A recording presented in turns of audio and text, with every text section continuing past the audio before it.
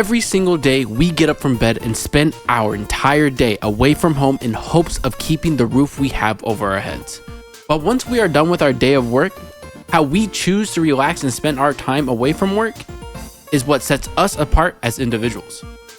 Some spend their time looking for other ways of making money, or maybe even have a family to attend to. If you're watching this video, you're probably more like me. You contact all your friends in hopes of getting them into a Discord call and playing games with them until you have to pass out and repeat a new day.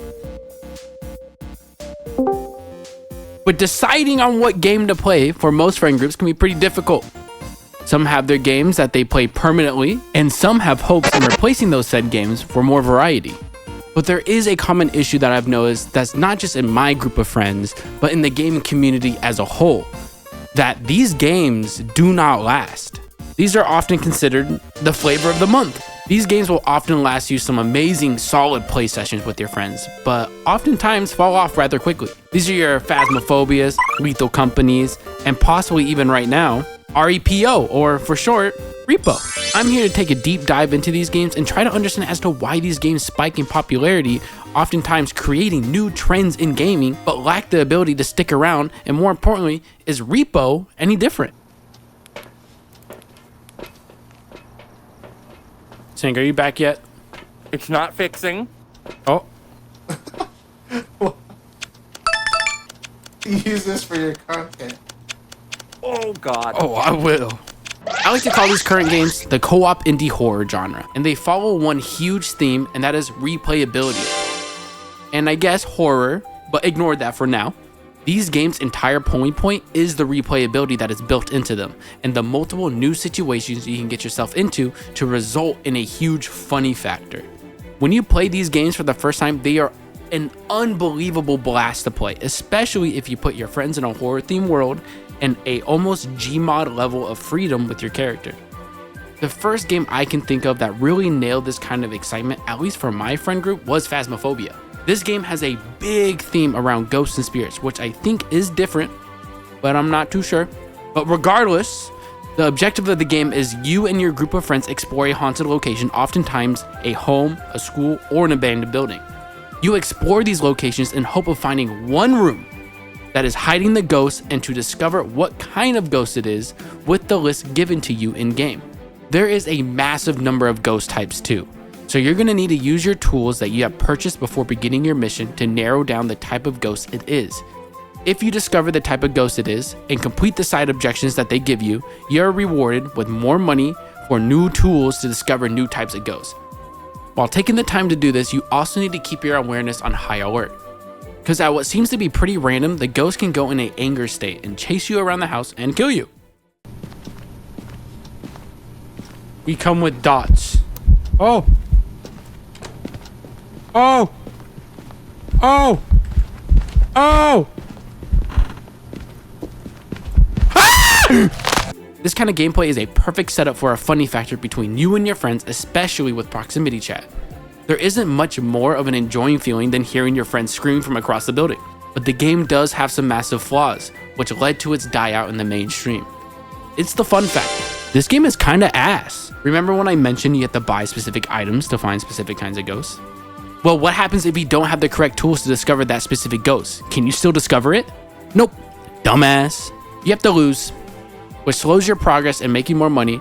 But the worst part is you don't really know if you have the correct tool or not, because sometimes the ghost won't interact with your tools you are using, leaving you to believe it's the wrong one. It also doesn't help that ghosts only interact with them in one specific room.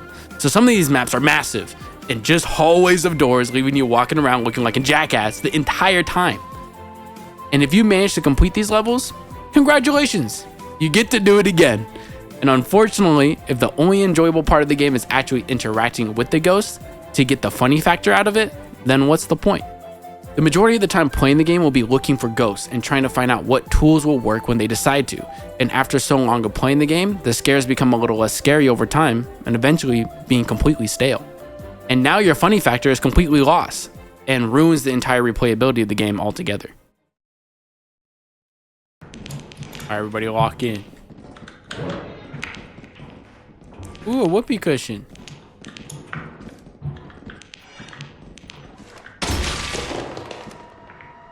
What was that?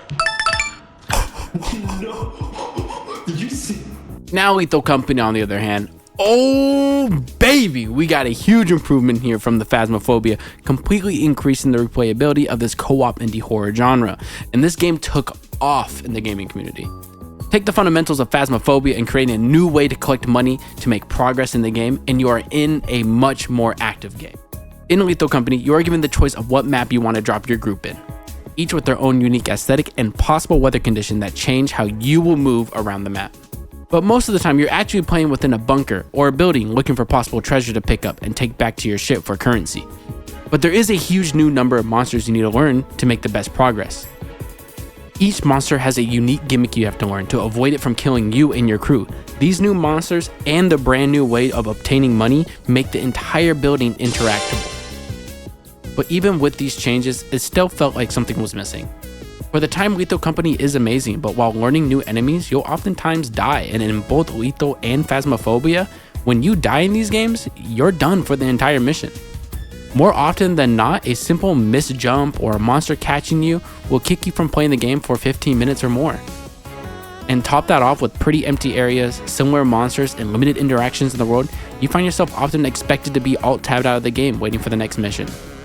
Thankfully, with the money you obtain, it gives you the opportunity to buy new items or unlock new planets, and Lethal Company has a ton of just funny items you can obtain that give you a solid funny factor outside of seeing your friends getting picked off by the monsters and proximity chat. Even with Lethal Company with so many fixes to the genre and added content throughout the game's lifespan, not even they could survive the dreaded Flavor of the Month allegations. If only we had a game that gave us... You're the most destructive guy I've ever met. It's scary and attractive. Look at the baby, mama. Am I awkward? Give her a swirly. Back piece.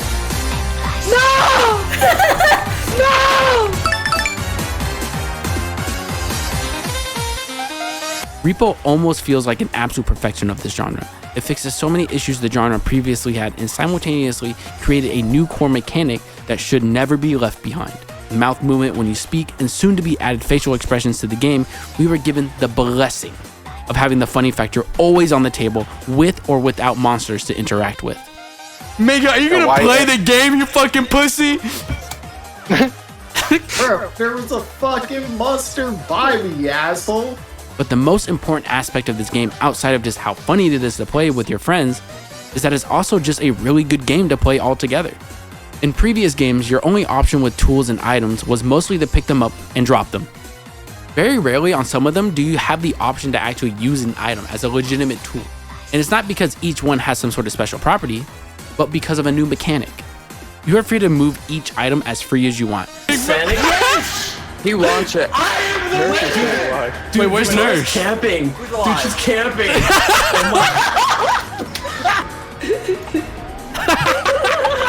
Giggle. Where the fuck are you? Are you kidding me? I'm in your head, bro. Which is crazy to me because why was this not thought of sooner? It seems like such a no-brainer to attach this to your game, but of course, I only think like this after I see it. It's genuinely the core of R.E.P.O. And there's just so much you can do with this. You can grab an item and smack your friend with it. You can jump in front of your friend's item and break them like an asshole. You can pick up your friends. You can carry them off the map. You can take and wear their skin. Hide the body. Manipulate your entire friend group into thinking you're their previous victim. Kill your friend group. You can work together and kill the enemies with the items or just use your raw strength. The use for these mechanics is actually endless, and without it, the game would just be a Muppet Lethal Company. Now include quality of life changes like being capable of reviving your team in the same mission they died on, and you got yourself a very real and quality game. But even with these changes and upgrades, will it be enough to prevent it from falling into obscurity? But to be honest, does it really even matter if it falls into the same fate as Lethal Company or Phasmophobia? I don't think these kinds of games are made with the idea in mind to be the next big game that will have content added every month and a season pass to be purchased. Those games already exist and they are free, but they tend to be made for the purpose of being competitive. You earn ranks, points, and loot in those games for a reason. And it's because they want it to last as long as possible, if not forever.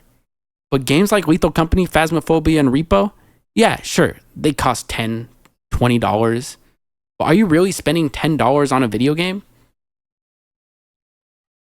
or on memories that last forever? Listen. Oh, haha!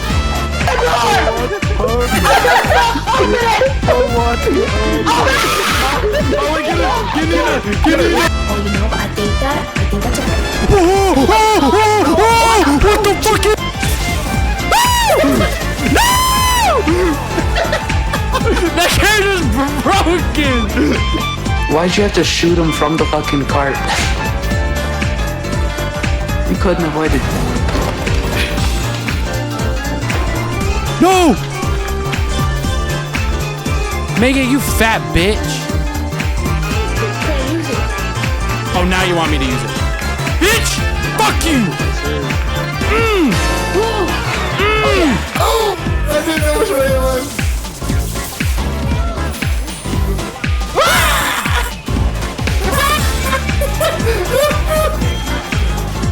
Yeah! Give me my money! Give me my money! Good game. No, we can't end on a lie. I'm not ending on a